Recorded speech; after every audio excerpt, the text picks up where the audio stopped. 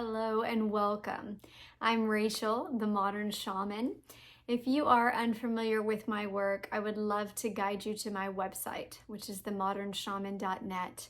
I am a shaman, psychic, and metaphysician, and have been working in this world of the sacred intuitive arts for many, many years now.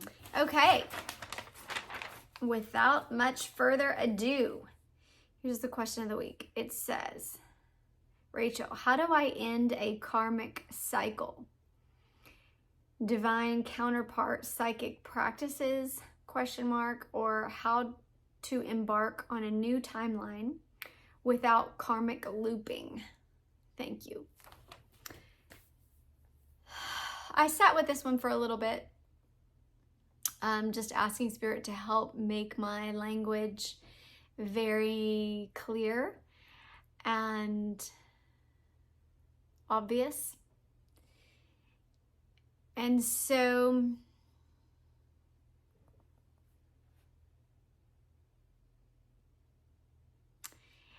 I think the first thing I thought of when I asked this question about karmic looping, and maybe I should define that. So karma is that sense of your actions creating a reaction, and those actions and the reactions continuing on through multiple lifetimes. And the question is how to not get in a place where you're just looping in the same cycles and patterns over and over and over between lifetimes or on different planes of existence, or with the same people, living out the same patterns that you never seem to get out of. So it's a great question. They also kind of interspersed in there are their divine counterpart psychic practices. So that term, divine counterpart, is an individual, usually someone in a loving relationship, that forms a counterpart to your energy on this earth or in this plane, and helps move you through higher levels of ascension and consciousness, bringing more light into your expression. And really, that's what evolution is, just on a biological physics standpoint. The more light, literally, that we bring into the form, that we bring into the earth as a form, that we bring into existence here, the more evolutionary change occurs and shifts us into higher and higher dimensional existences and planes and things like this. So karmic looping can create a stasis, or a point where we never seem to move forward, or we feel stuck or stagnant in our evolutionary light journey to grow and metamorphosize and change for higher levels of understanding of the soul, right? So how do we stop that? First, if I'm answering this from Rachel, I would say make sure that you are conscientious of which plane of existence you're talking about here. So if this is like your 3D experience, your human experiences, if you are wanting to stop a karmic cycle in this 3D experience, which is dualistic polarity, right? Of like good and bad, right and wrong, male and female, kind of this polarized experience that most of us in the 3D realm live in and deal with. These are typically like the 7 deadly sins that we think about, life lessons that are growing us on a base energetic level. And we can get stuck in loops on those types of sins. Now remember, sin just means to miss the mark. I'm not talking about religious dogma when I use that term. Just to miss the point of what you're trying to do and therefore stay in the karmic loop. So there are ways to break karmic loops. And I think the first thing you need to remember is that these loops are descriptions of energetic patterns. They're just describing an energetic pattern. Now, it may seem like it's looping, but similar to a crochet loop, it is going somewhere, or it has linear momentum because it's on the 3D timeline. It is in a human life. If you are living in a human incarnation, you will experience it through time, the dimension of time. And so the looping itself will still have forward momentum, sometimes backward momentum, but it will have a linearity to it. And that allows for the existence or the observation of change, okay? And putting a change agent within that. Now, I want to say here, when I talk about this, I could talk about this and I could kind of story tell it, or I could talk about it in terms of energy and science, or I could talk about it in the semantics or the language of metaphysics, all of which would be true. They're all just different ways of saying the same thing. So if you're more scientific, you may lean more towards the scientific understanding of energy and chemical reactions and active versus passive energy, things like this. If you are more metaphysical, you may want me to describe it talking about quantum jumping, quantum tunneling, this type of shifting to a new timeline or expression that is unlike anything you're living in now. If I talk about it in terms of ancient spirituality, we may talk about it using the language of karma and dharma, which dharma would be like the purpose to your life, right? Like, why are you here? And so fulfilling that dharma would essentially end the cycle because the cycle has had completion. If we're to talk about it in shamanic awareness, this is a life and death cycle. So we would let die through the natural life cycle and let it age, let it appropriate, let it move into decomposition. So it would kind of decompose, and that relationship or that issue would die out. We would starve it out or not give it any energy, not feed it. We would let it completely die. We would go through the mourning process, which is like, what did I learn from that relationship? What was the point of it, right? A sense of perception or observation, maturity that allows for the death, recognizes the importance of that cycle, and therefore ends the cycle. There's lots of ways to do it, and I can language it in many different forms, but it's all the same thing. So don't get caught up in the head about the way I'm talking about it. Take what you need, what you resonate with, and just know it can be done.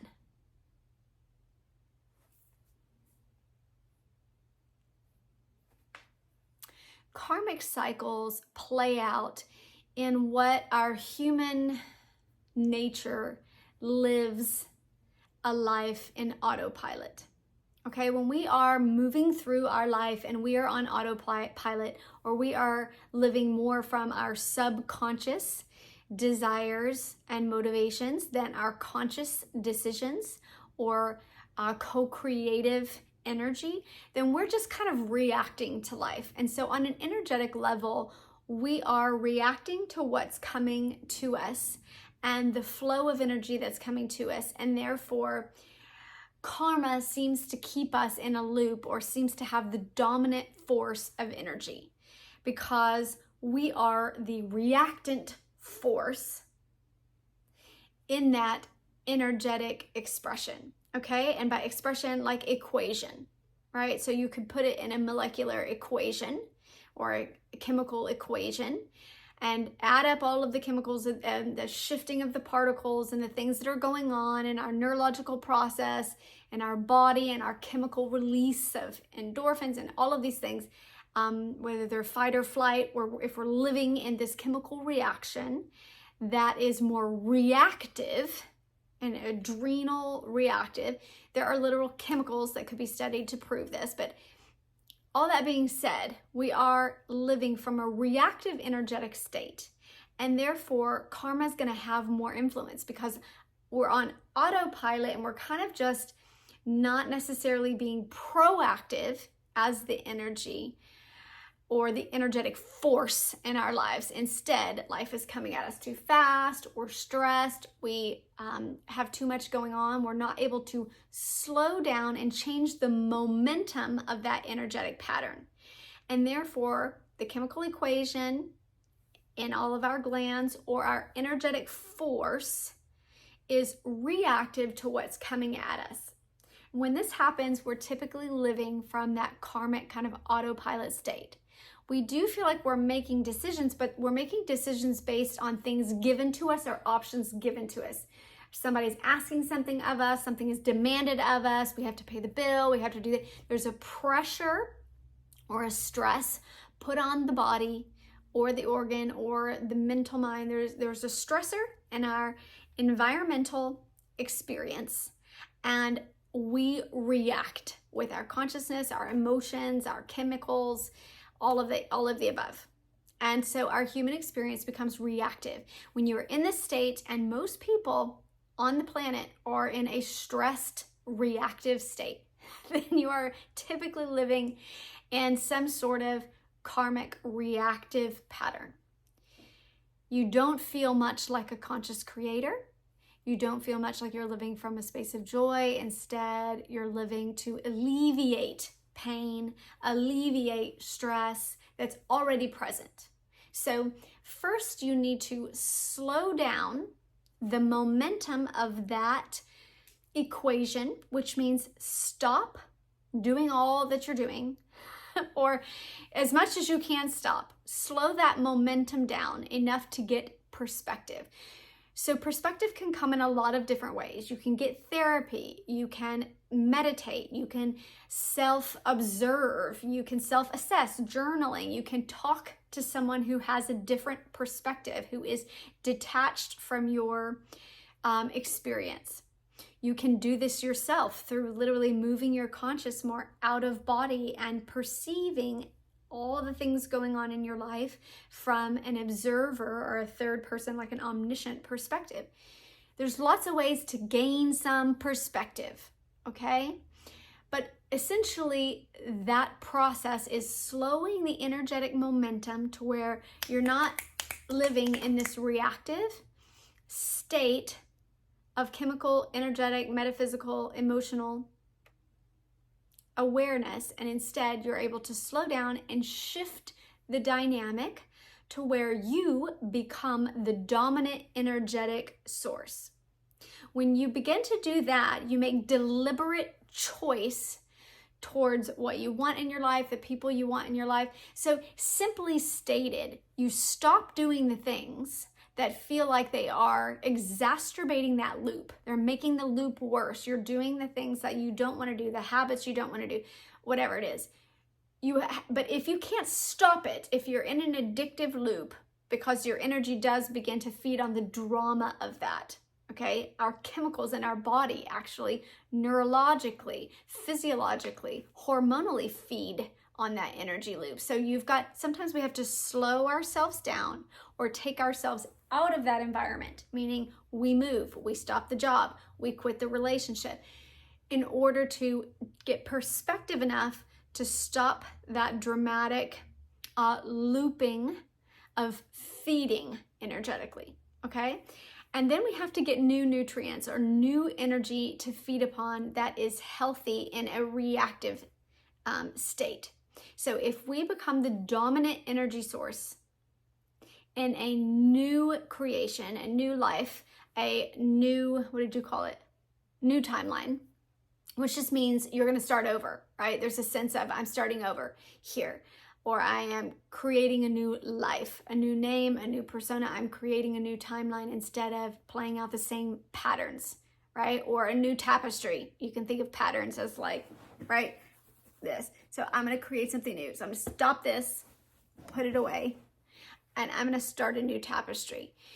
So when you do this, you have to essentially make energetic decision to shift into the proactive energetic state. So you are putting all the force into the energy, and then you're making the environment and the environmental factors, the relationship, the job, all react to you. You become the dominant source of your energetic creation. So you begin to create your new life, but you have to do this consciously, meaning you need to be aware of it, because remember, karmic cycles play out when we are unaware of what we're doing. So this is our kind of autopilot, like we're just going through the motions of life, okay?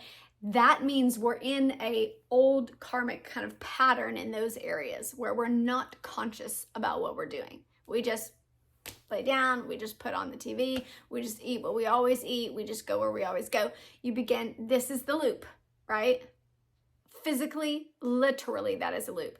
So same thing with our brain waves. We create same thought patterns. I'm just thinking of them in the same way I always think of them. They may be different now, but I'm just thinking of them in the same way I used to think of them. I'm thinking of my dreams in the same way I used to think of my dreams, whatever it may be, okay? Again, same neurological pattern, which is an energetic loop in the mind, right?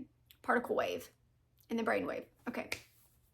All right, so when you begin to shift it, you essentially stop and you make conscious decision to do things differently. So at the beginning, this feels frictional because we're not used to being on the forefront or being the proactive or the energy agent, the creation agent, the chemical agent that is the active agent. We're used to being the reactive. So it's gonna feel strange. Sometimes we get fear, sometimes we feel, because it feels new. It's like kind of like cold air on your teeth. There's this like ness to it, which it should feel that way. That is appropriately so. That is correct energetic response or awareness to the sensation of being the dominant energetic force in the equation, because you're starting the energetic flow and the momentum, right? You're starting the creation or the evolutionary impact that's going to come from there. So you need to make decision from there. So sometimes that's easier done when you sit down, you write down what you're going to change, what's going to be different, and you have to kind of go one at a time. You can't always do everything all at once, but observe, stop. I should say that first.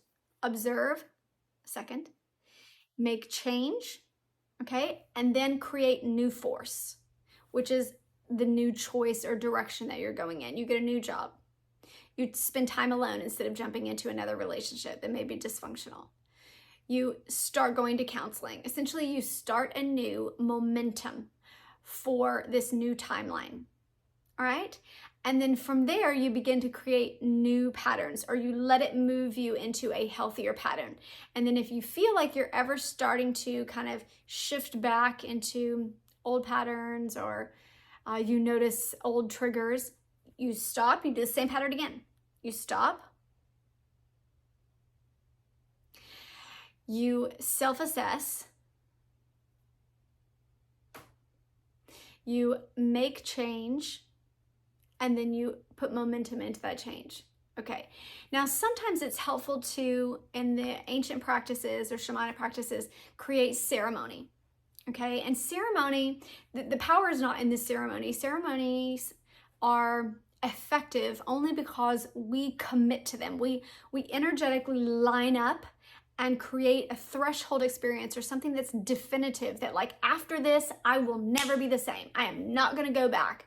And so think of like a marriage ceremony. We say, I will never go back to my pre-married days where I was dating all of these people, or I was doing all of this stuff. We create a line in the sand. We create a ceremony that honors, and we show up for that ceremony, meaning we bring all of our intentional energy into that moment and make a commitment. And so sometimes ceremony can be really powerful for creating new timelines in this way, if you want to break a karmic loop in that way. So you create a ceremony that for you, you agree to show up wholeheartedly for and say, this is my new life. And these, a lot of times, in spiritual practices are where people will change their name, people will go on fasting practices, people will ask for new vision for their life, ask for new purpose for their relationships. They will go into a time of ceremonial cleansing. It can be a lot of different things. Essentially, all it needs to be effective is for you to wholeheartedly 100% energetically line up with it, which means you need to show up and you need to mean that ceremony. You need to mean it. And that threshold is created and a new timeline steps into fruition when you walk out the other side of that ceremony. You're a new person. You are now married. You are now committed to this new life. So that's my recommendation. I hope that was helpful for you. I'll be back next week with another video. Bye, you guys.